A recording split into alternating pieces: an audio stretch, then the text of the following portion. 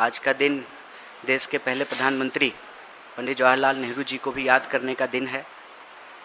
लेकिन हम आपके बीच आज एक बहुत ही महत्वपूर्ण विषय पर बातचीत के लिए उपस्थित हुए हैं। और माफ़ कीजिएगा, हमारी बातें चॉकलेटी नहीं है, तीखी है।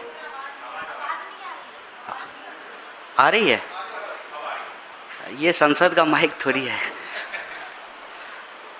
माफ़ कीजिएगा कि हमारे पास आज आपसे बातचीत करने के लिए कोई चॉकलेटी बात नहीं है, तीखी बातें हैं।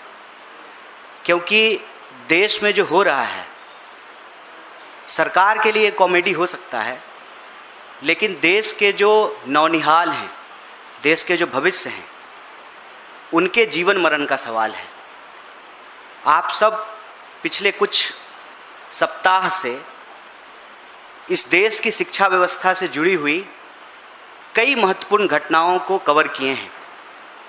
हालांकि हमारी देश की बहुत सारी मीडिया घंटों चर्चा करती है झालमुड़ी पर और मेलोडी पर, लेकिन इन सब चर्चाओं के बीच एक जो ज़रूरी मसला है वो ये है कि इस देश में विद्यार्थियों के, नौजवानों के आत्महत्या करने की जो रफ्तार है वो लगातार बढ़ती जा रही है। 1 घंटे के भीतर 2 नौजवान इस देश में आत्महत्या कर रहे हैं।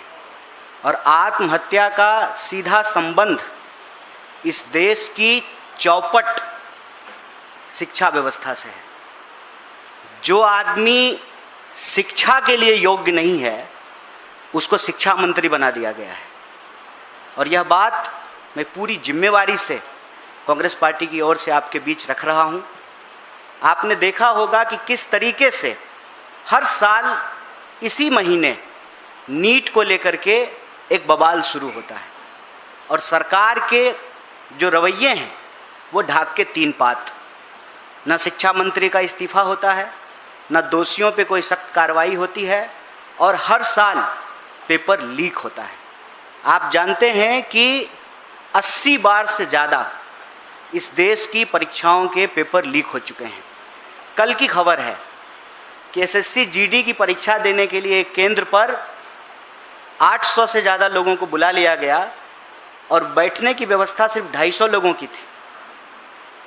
जो शिक्षा मंत्री, जिस देश की सरकार एक परीक्षा नहीं ठीक से करवा पा रहे हैं, आप बताइए कि एक साफ सुथरी परीक्षा के बिना, इस देश में ईमानदार गुरु के बिना हम विश्व गुरु कैसे बनेंगे। कल सुबह प्रधानमंत्री जी का मेल आया उनके ऑफिस से, और विदेश में उनकी उपलब्धियां गिनाई जा रही थी। और देश में लगातार सुर्खियों में यह बात बनी हुई है कि पहले नीट और फिर सीबीएसई का मामला। और सीबीएसई का मामला ऐसा है कि एक 17 साल का बच्चा अपनी समस्याओं को लेकर गुहार लगाता है, और सरकार की चापलूसी में अपने रीढ़ की हड्डी खो चुके पत्रकार आनन फानन में उस विद्यार्थी को देशद्रोही और पाकिस्तानी बताने लगते हैं। दिक्कत यह है कि जब प्रधानमंत्री जी और उनके दोस्त को ही देश मान लिया जाता है, तो देश हित की हर बात देश विरोधी लगने लगती है। आप हमें बताएं कि प्रधानमंत्री परीक्षा से पहले परीक्षा पर चर्चा करते हैं, परीक्षा होती है, पेपर लीक हो जाता है, परीक्षा पर चर्चा करके रील बनाने वाले प्रधानमंत्री साइलेंट मोड पर चले जाते हैं, चुप्पी साध लेते हैं। एक शब्द उनके मुंह से नहीं निकलता है कि ऐसी क्या मजबूरी है कि एक अयोग्य शिक्षा मंत्री को आप शिक्षा मंत्री बनाए हुए हैं। साहब, वो आपके ही कैबिनेट के मंत्री हैं, ट्रंप नहीं हैं कि 45 डिग्री में आप कांप रहे हैं उनसे इस्तीफा लेने में, उनको उनके पद से हटाने में। ऐसी क्या मजबूरी है? आप पिछले 2 सप्ताह के घटनाक्रम को देखिए। नीट का पेपर लीक होता है, और पेपर लीक होने पे दलील ये दी जाती है कि पूरा पेपर लीक नहीं हुआ है। पूरा पेपर लीक कब होगा? जब क्वेश्चन पेपर न्यूज़पेपर में छप के आएगा। व्हाट्सएप पे क्वेश्चन पेपर घूम रहे हैं, पहले उसको दबाने का प्रयास किया गया, फिर स्वीकार किया गया कि पेपर लीक हुआ है, फिर पेपर उसको कैंसिल करके दोबारा पेपर कराया जा रहा है। 1 महीने के भीतर 20 लाख से ज़्यादा विद्यार्थियों को फिर से नीट का एग्जाम देना है। अभी नीट के मामले में प्रतियोगी छात्रों की आत्महत्या की खबरें आने लगी, फिर सीबीएसई का मामला आ गया। ऑनलाइन स्क्रीनिंग के इतने मुद्दे उठ करके आए, इतनी समस्याएं उठ करके आई, और उस पर जवाब देने की बजाय सरकार के समर्थक पत्रकार जो है विद्यार्थी को ही पाकिस्तानी बताना शुरू कर दिए। आज इस देश की स्थिति ये है कि यह सरकार एक भी परीक्षा ठीक से कंडक्ट नहीं करवा पा रही है, और हर परीक्षा, देश की हर महत्वपूर्ण परीक्षा को करवाने की जिम्मेवारी उस एनटीए को दे दिया गया है जिस पर बार बार सवाल उठ रहे हैं। और इसमें कोई दो राय नहीं है कि जो एनटीए के डायरेक्टर हैं, आप उनका बैकग्राउंड चेक करके देख लीजिए। उनका बैकग्राउंड सरकार में बैठे हुए लोगों से राजनीतिक संबंध का बैकग्राउंड है। ऐसी क्या मजबूरी है कि ऐसे निदेशकों को राजनीतिक लाभ के लिए अपनी पार्टी, अपने विचारधारा के लोगों को महत्वपूर्ण पदों पर बिठाया जाता है, फिर उस एजेंसी के द्वारा लगातार अयोग्य तरीके से परीक्षा कंडक्ट कराने की असफल कोशिश की जाती है, फिर भी उनके ऊपर कोई कार्रवाई नहीं किया जाता है। देश आज एक गंभीर विषय से गुजर रहा है।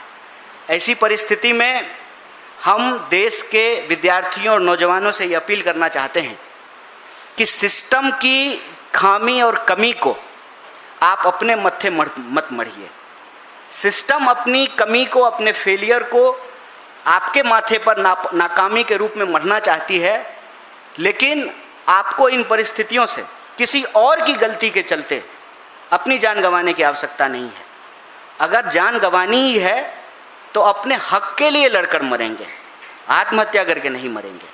इसीलिए एनएसयूआई और यूथ कांग्रेस पूरे देश में पेपर लीक के सवाल पर लगातार सड़कों पर है। देश के चुने हुए नेता प्रतिपक्ष लगातार इस मुद्दे को उठा रहे हैं। हम कह रहे हैं कि प्रधानमंत्री चुप्पी तोड़ें, अपनी मजबूरी से बाहर आकर के अयोग्य, शिक्षा के लिए अयोग्य शिक्षा मंत्री के ऊपर कार्रवाई करें, उनको बर्खास्त करें, दोषियों के ऊपर सख्त कार्रवाई हो, जीरो टॉलरेंस के साथ पेपर लीक को रोकने के लिए सख्त कानून बनाया जाए, और इस देश की परीक्षाओं के चलते, परीक्षा में होने वाली गड़बड़ियों के चलते जो देश के भविष्य का, देश के नौनिहालों का गला घोटा जा रहा है, इसको बंद किया जाए। और हम सरकार से ये अपील करते हैं, महाराज आप इस देश के युवाओं का आंख फोड़ करके विकसित भारत का चश्मा बेच रहे हैं। इस देश के युवाओं को कैद करके, उनकी आवाज़ को दबा करके आप विकसित भारत का चश्मा बेच रहे हैं। भारत विकसित तब होगा जब देश के विद्यार्थियों को सही शिक्षा मिलेगी, शिक्षित लोगों को रोजगार मिलेगा, और रोजगार की उनकी ताकत से अर्थव्यवस्था मजबूत होगी, तब देश मजबूत होगा, और तब हम विश्वगुरु बनेंगे। पेपर लीक कराने वाले गुरुओं से, जिनका संबंध भाजपा और आरएसएस से है, उनके दम पर तो विश्वगुरु नहीं बन पाएंगे। ये छलावा बंद किया जाए, और देश के अंदर यह जो स्थिति पैदा की गई है, किसी भी लोकतांत्रिक आवाज़ को आनन फानन में देशद्रोही साबित करना है, पाकिस्तानी साबित करना है, यह रवैया देश के लिए ठीक नहीं है। और जो लोग सवाल उठाते हैं, उन सवालों को गुमराह करने की बजाय सरकार को उन सवालों का जवाब देना चाहिए।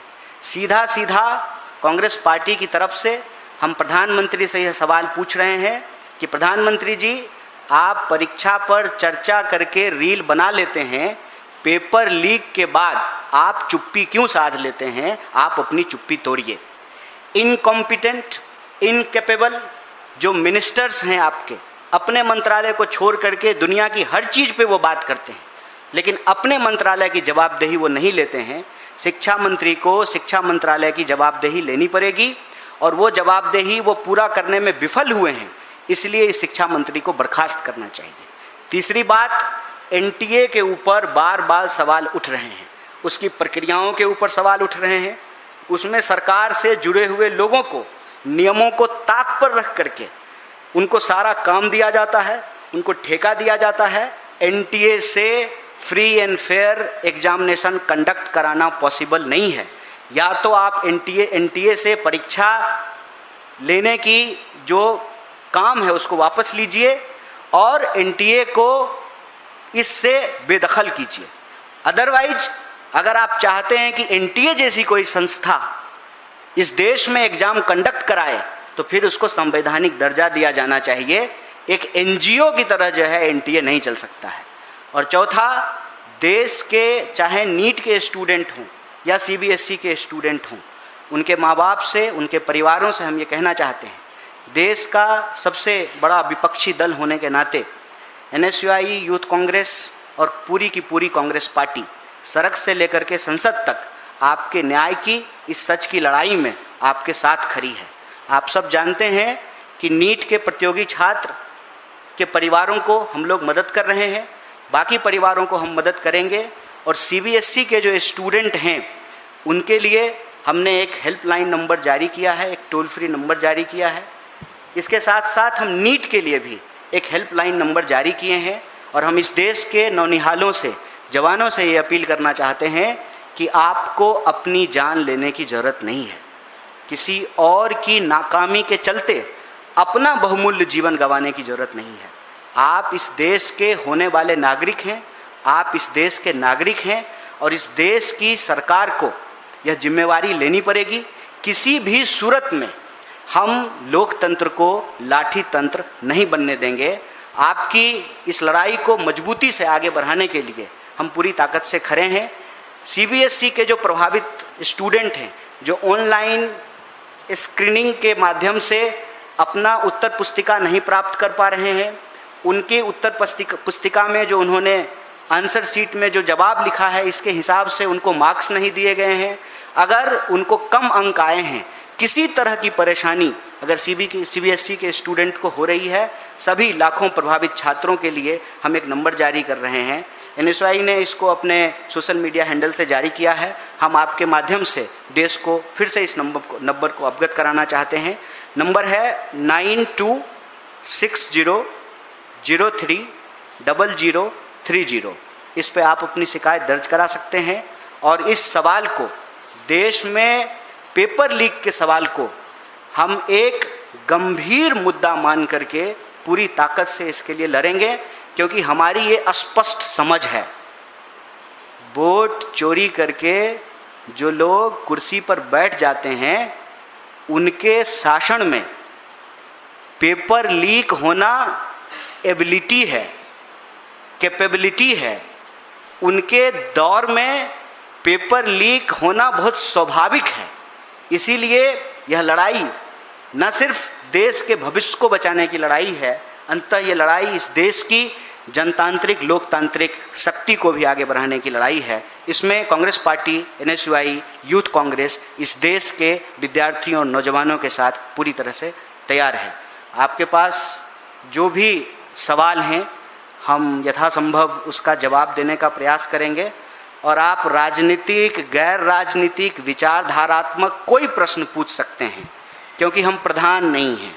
प्रधान से जब पूछा गया कि आप इस्तीफा क्यों नहीं देंगे, तो उन्होंने कहा कि हम राजनीतिक सवालों का जवाब नहीं देंगे। मतलब वो जब चुनाव लड़ते हैं तो वो राजनीति नहीं करते हैं, वो गुल्ली डंडा खेलते हैं, उसको पॉलिटिक्स नहीं कहते हैं। भाजपा एक राजनीतिक दल नहीं है और धर्मेंद्र प्रधान भाजपा के नेता नहीं हैं। धर्मेंद्र प्रधान जो है वो सांसद नहीं है और मंत्री होना इस देश में राजनीतिक नहीं है। हो सकता है मोदी जी के शासन में राजनीति की परिभाषा बदल गई हो। अब सरकार का चरण वंदना करना, प्रधानमंत्री जी के चरणों में लेट जाना, इसको राजनीति नहीं कहा जाता है। लेकिन हम समझते हैं कि शिक्षा का सवाल एक राजनीतिक सवाल है, रोजगार का सवाल एक राजनीतिक सवाल है, पेपर लीक का सवाल एक राजनीतिक सवाल है और हम आपके सभी राजनीतिक सवालों का जवाब देने का यथासंभव प्रयास करेंगे। बहुत बहुत शुक्रिया, बहुत बहुत धन्यवाद। कानून बनाने की जरूरत है। सर जी, आपने कहा कि कानून बनाने की जरूरत है, तो जो ऑलरेडी कानून है वो काम नहीं कर रहा है। कानून तब काम करेगा ना जब कानून मंत्री काम करेगा। अब आप मुझे बताइए कि इस देश के आदरणीय ऑनरेबल चीफ जस्टिस ने एक बयान दिया और फिर कहा कि हम फेक डिग्री वालों को कह रहे थे, और आपको तो मालूम है प्रधानमंत्री की डिग्री पे ही सवाल उठा हुआ है। तो कानून तो तब काम करेगा ना जब कानून मंत्री काम करेगा। कोई भी नियम तो तब चलेगा ना जब शासन प्रशासन ठीक से हो। जिस शासन प्रशासन पे ही वोट चोरी का आरोप है, वहाँ आप क्या उम्मीद करते हैं? वहाँ तो जनतंत्र में सारी उम्मीद इस देश की जनता से है। कानून जो हैं वही अगर ठीक तरीके से लागू हों तो स्वाभाविक रूप से कोई गड़बड़ी नहीं होगी। यह तो पूरा का पूरा सिस्टम का मामला है ना। आप लोगों में से पता नहीं कितने लोगों ने वो जो एनटीए का रील है नीट एग्जाम से जस्ट पहले, उसको बस जा करके एक बार देखिए। आपके घर में कोई अगर नीट का स्टूडेंट नहीं है तो आपको कॉमेडी लगेगी, आप उसको देख के हंसेंगे। लेकिन अगर आप नीट की परीक्षा दे रहे किसी बच्चे के माता पिता हैं तो आपको बहुत दुख होगा और बहुत दर्द होगा कि कुछ दिन कबल जो हीरो की तरह एआई के उपयोग से एक रील बना करके डाल रही है और बड़ा बड़ा दावा कर रही है कि आप बस पेपर पे ध्यान दीजिए, बाकी हम देख लेंगे। और उसका नतीजा ये है कि पेपर लीक हो गया। और पेपर लीक कहाँ से हुआ है, ये बहुत महत्वपूर्ण सवाल है। पेपर लीक उन गुरुओं के यहाँ से हुआ है जिनके दम पे आरएसएस बीजेपी इस देश को विश्वगुरु बनाना चाहती। उन टीचरों के यहाँ से पेपर लीक हुआ है। तो क्या एनटीए को मालूम नहीं है कि आप किस तरह के टीचरों से पेपर सेट करने का पैनल बना रहे हैं? ब्यूटी पार्लर में पेपर बट रहा था। ये नेटवर्किंग आप देख रहे हैं। तो जब चौकीदार ही पॉकेटमारी करने लगे तब तो आपको सख्त कार्रवाई की आवश्यकता होगी। कोई भी कानून ठीक से तभी काम करेगा ना जब कानून मंत्री काम करे, पुलिस काम करे, देश की अदालतें काम करे। आप अदालत चीफ जस्टिस साहब का एक नया बयान सुन लीजिए। उन्होंने कहा है कि दिल्ली के ज़्यादातर वकीलों की डिग्री फेक है। बताइए, इस पर हंगामा नहीं हो जाना चाहिए? देश के सुप्रीम कोर्ट के मुख्य न्यायाधीश कह रहे हैं कि दिल्ली के वकीलों की डिग्री फेक है और इस पर कोई सवाल नहीं है। चर्चा किस पे हो रही है? झालमुरी पे और मेलोडी पे। और मेलोडी कितना चॉकलेटी है ये भी बता रहे हैं। तो ऐसे में हम तो इस देश की जनता से ही अपील करेंगे और इस देश की जनता से हमारी ये अपील है कि याद रखिएगा, वोट चोरी से बनी हुई सरकार पेपर लीक ही कराएगी। और पेपर लीक अगर होगा तो इस देश के नौनिहालों की आंख फोड़ने की ये कोशिश है। और जब इस देश के नौनिहालों का आंख फोड़ दिया जाएगा तो आप बताइए कि भारत विकसित कैसे बनेगा। आज 2026 में क्या हो रहा है इस पर कोई बात करने के लिए तैयार नहीं है। हर साल पेपर लीक हो रहा है। जब हम अभी इस वक्त चर्चा कर रहे हैं, हो सकता है कि देश के किसी कोने में किसी परीक्षा का पेपर लीक हो रहा हो। उसी वक्त जो है दिन भर सरकार कॉमेडी करती है और कॉमेडी का नाम उपलब्धि दे दिया गया है बस, और थोड़ा गंभीर टोन में कॉमेडी करती है। इस देश को पेपर लीक को बहुत गंभीरता से लेना चाहिए। ये एक बहुत बड़ा सवाल है और इस देश के लोगों के लिए पेपर लीक ना हो, विद्यार्थियों के भविष्य को दांव पर ना लगाया जाए, इसके लिए एक सख्त कानून की जरूरत है और दोषियों पर सख्त कार्रवाई की आवश्यकता है। मैं तेजपाल सिंह। कन्हैया, सवाल ये है कि 50 लाख के आसपास स्टूडेंट्स हैं नीट, सीबीएसई और SSC GT, even UP board के 32 जिलों में डबल रोल नंबर की कॉपियां मिली हैं। ये 50 लाख वो बच्चे हैं जो 15 साल से लेकर के 25 साल की उम्र के हैं, बिल्कुल यंग हैं, नया दिमाग के बच्चे हैं, कोमल दिमाग है। क्या ये स्वस्थ लोकतंत्र के लिए अच्छी निशानी है कि हम ऐसी फसल तैयार कर रहे हैं जो कभी भी भरोसा नहीं करेगी किसी भी गवर्नमेंट के ऊपर? बिल्कुल ये अच्छी बात नहीं है और मैं समझता हूं कि ये सवाल देश का सबसे गंभीर सवाल है। हम देश में रोज नए उठते हुए मुद्दों को देखते हैं, लेकिन शिक्षा का सवाल सबसे जरूरी सवाल है। शिक्षा के बिना कोई भी समाज, कोई भी देश वो ताकतवर नहीं हो सकता है। और शिक्षा की स्थिति ये है कि अशिक्षित लोगों ने, अयोग्य लोगों ने इस पूरी की पूरी व्यवस्था को कब्जा कर लिया है। आप देखिए कि जो वाइस चांसलर अपने स्टूडेंट को एक्सपेल करता है, अपने स्टूडेंट को जेलों में डालता है, जिस वाइस चांसलर के अंदर करप्शन होते हैं, उस वाइस चांसलर को प्रमोट करके यूजीसी पहुंचा दिया जाता है, फिर यूजीसी से प्रमोट करके उसको पद्मश्री दे दिया जाता है। जो अफसर बेईमानी करता हुआ पकड़ा जाता है उस पर कार्रवाई नहीं होती है, उसका प्रमोशन कर दिया जाता है। तो ये तो गिरोह है।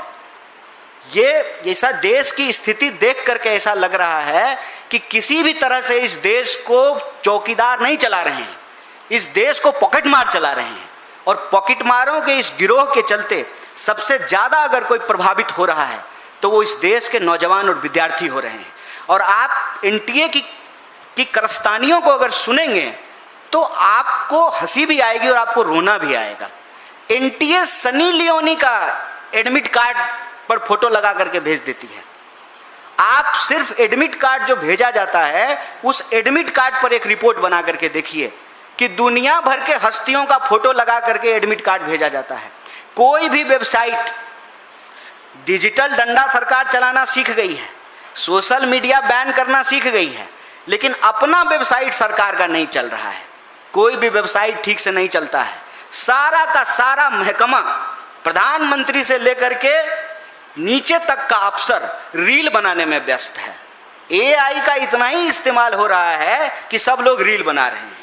एनटीए रील बना रहा है, सीबीएसई रील बना रहा है, लेकिन उसके हेल्पलाइन नंबर पर कभी कॉल करके देखिए, आप उसके पेमेंट गेटवे को जाकर के देखिए, आप वहां पर जो अपलोड किया गया है क्वेश्चन पेपर, उसकी क्वालिटी जाकर के देखिए, उसका मार्किंग सिस्टम जाकर के देखिए, तो आपको लगेगा कि मूर्खों के हाथ में सत्ता चली गई है और ये जो मूर्ख हैं उस देश के भविष्य को चौपट कर रहे हैं।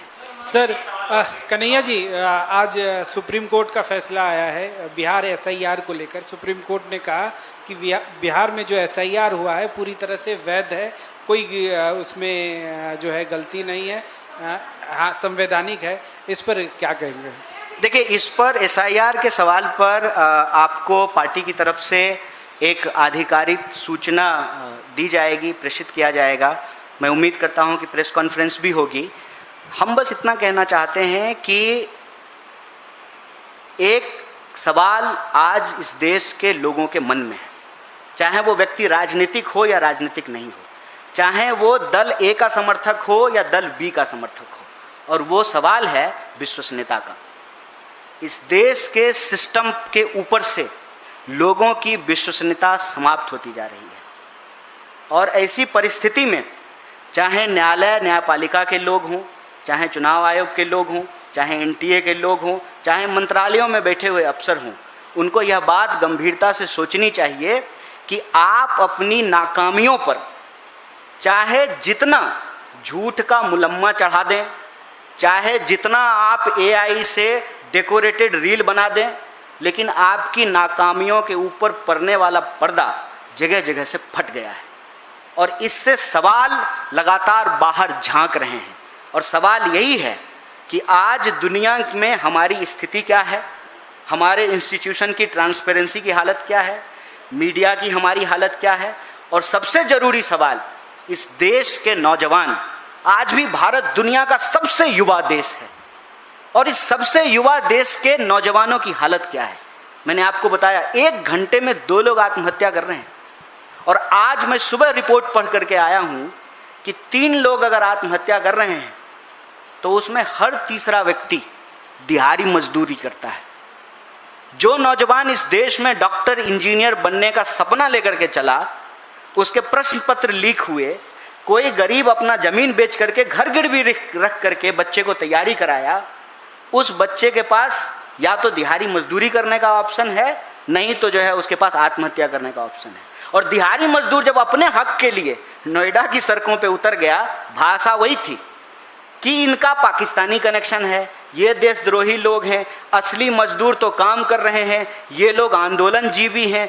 पिछले 12-13 साल से इस सरकार का स्क्रिप्ट नहीं बदला है। स्क्रिप्ट इसलिए नहीं बदला है कि धीरे धीरे सरकार के समर्थकों ने ये मान लिया है कि प्रधानमंत्री और उनके दोस्त यही देश हैं, और इनके ऊपर उठने वाला कोई भी सवाल उसको आनन फानन में ये देशद्रोही साबित करते हैं।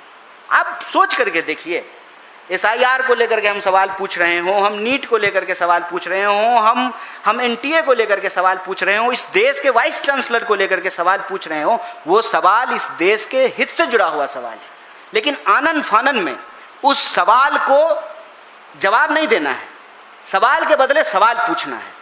ऐसा मानिए कि ट्रेन में आपका जेब काटा जा रहा हो और आपने जेब कतरे का हाथ पकड़ लिया, जेब कतरे के दूसरे साथी जोर जोर से आपको ही चोर चोर चिल्लाने लगे और भीड़ कंफ्यूज हो गया कि जेब आपकी कट रही थी कि आप जेब कतरा है।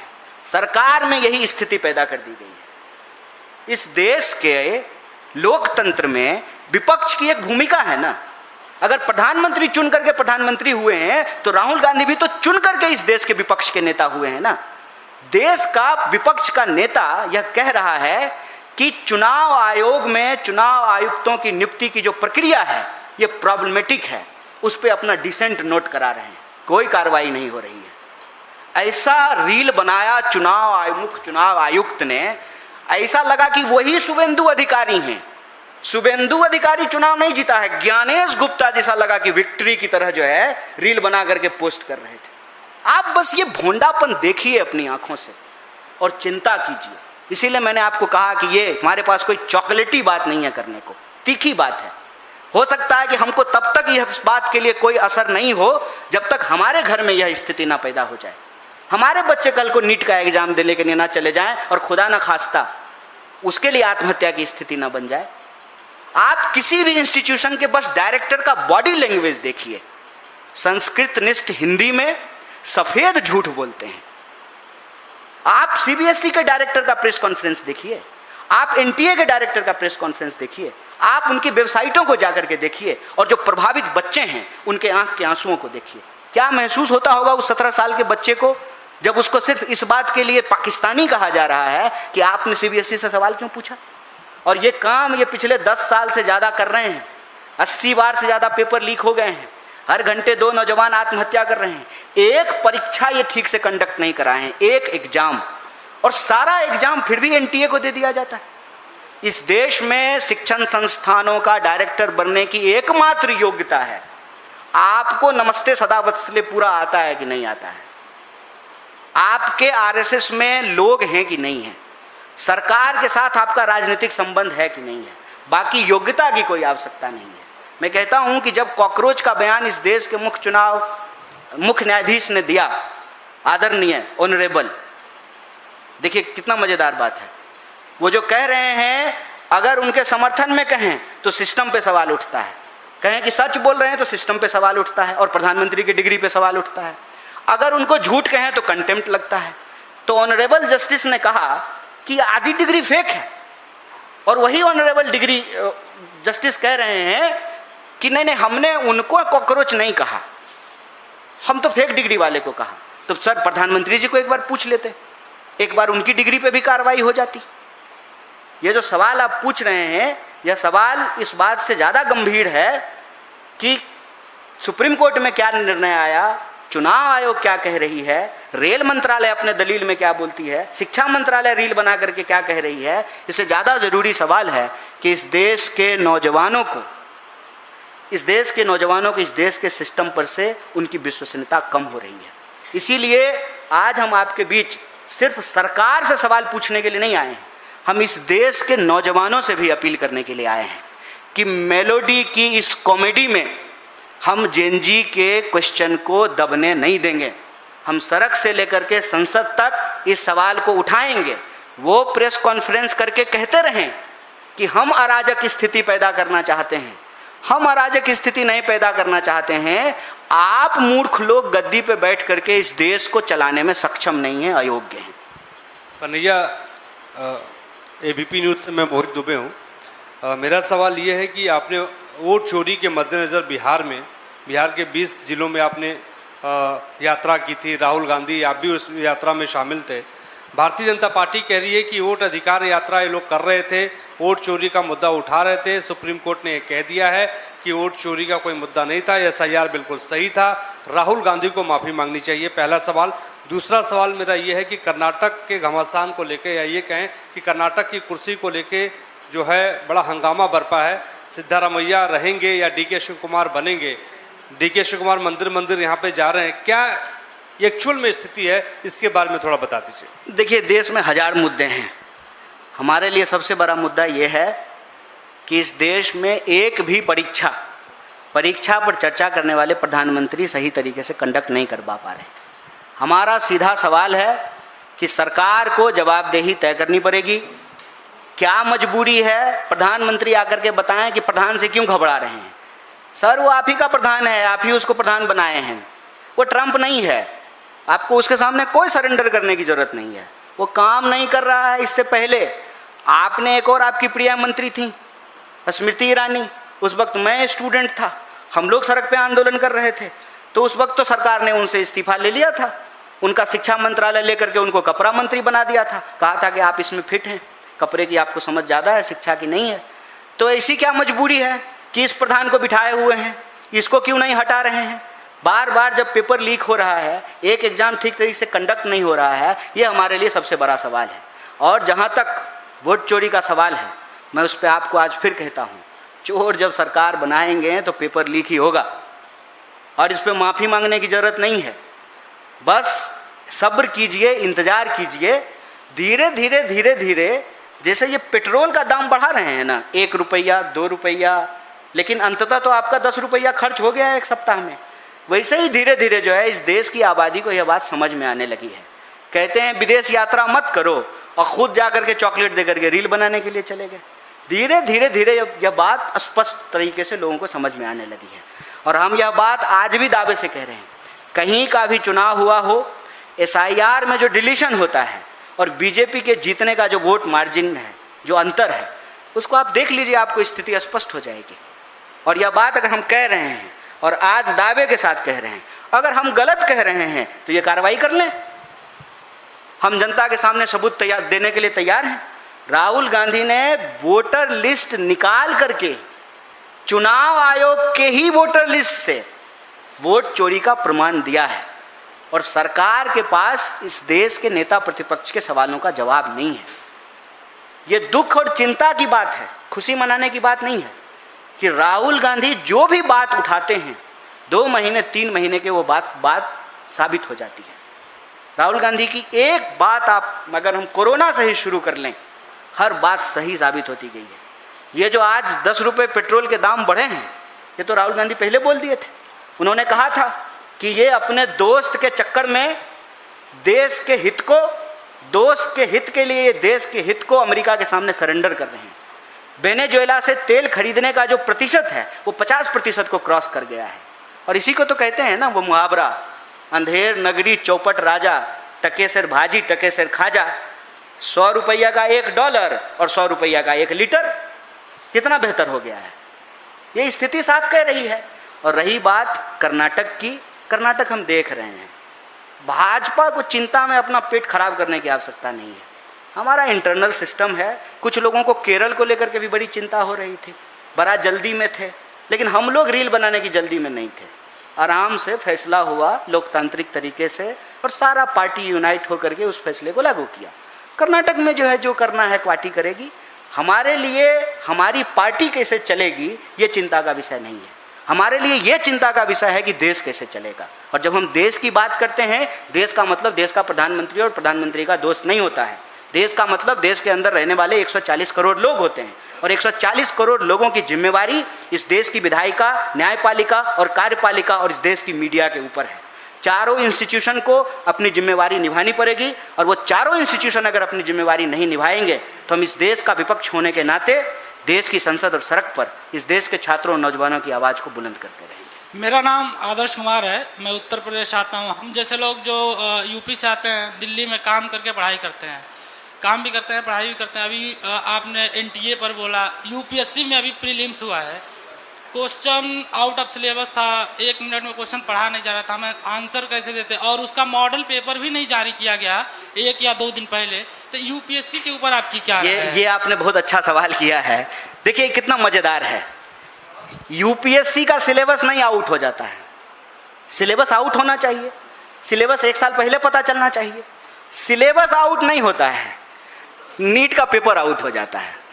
कितना मजेदार सरकार है बताइए। क्यों? क्योंकि एक से एक नमूने मंत्री हैं, बस एक बार जा करके उनके सोशल मीडिया को देखिए, आपको ऐसा महसूस होगा। आप बस एक बार जाइए और एनटीए का रील देखिए और वहीं से आप प्रधानमंत्री का रील देखने के लिए चले जाइएगा, लगेगा कि दोनों का स्क्रिप्ट कोई एक ही आदमी लिखा है। हवाबाजी, काम जीरो, हवाबाजी दुनिया भर का, पूरे गुब्बारे में सिर्फ और सिर्फ गैस भरा हुआ है। और जो ही आप सवाल पूछिएगा तो वो सवाल नहीं है, वो सुई है, और गुब्बारे की तरफ बढ़ती हुई सुई